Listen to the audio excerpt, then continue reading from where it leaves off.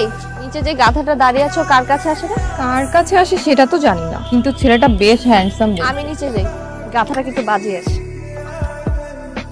কার কাছে এসছেন? আপনি এখানে দাঁড়িয়ে দিয়ে সব আলতু ফালতু ধোয়া খাচ্ছেন কেন? কান ধরেন, কান ধরেন। চিৎকার করছেন কেন? আমাদের কোয়ার্টারে এসব আলতু ফালতু ধোয়া খাচ্ছেন কেন? আপনাকে আমি নেক্সট টাইম এখানে যাতে দাঁড়িয়ে এসব আলতু ফালতু ধোয়া খেতে না দেখি, সাবধান করে দিলাম। কে আপনি? একটা দেখেছেন?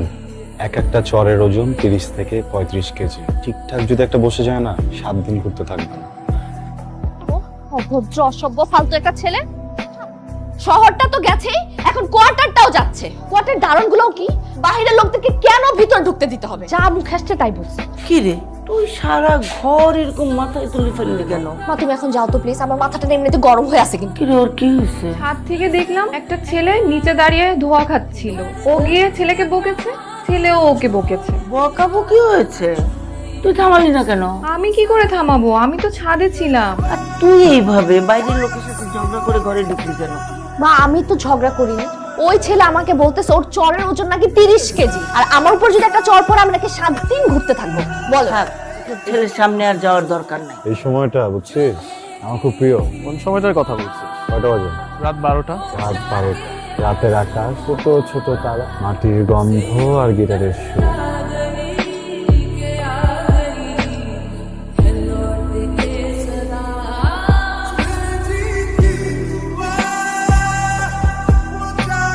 আপনার ধোয়া ছাড়ার মেশিনটা কোথায়?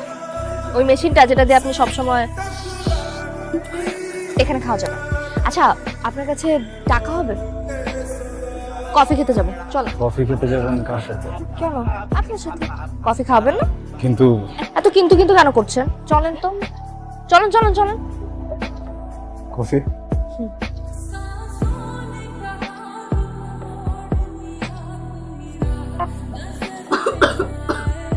পানি বলবো? কাজটাকে আপনি ঠিক করছেন? কোন কাজ?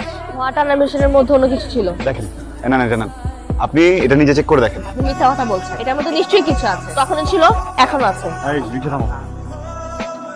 আপনি রিক্সা থেকে নামছেন কেন? আমি বলছি আপনাকে নামতে। আমি অসুস্থ একটা মেয়ে, এখন রিক্সা উঠছি।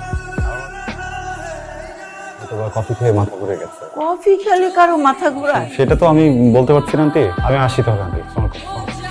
কি হয়েছে আন্টি? এই ছেলে এখানে কেন? ওই রিনির মাথা ঘুরছিল, এই ছেলেটাই তো ওকে দিয়ে গেল।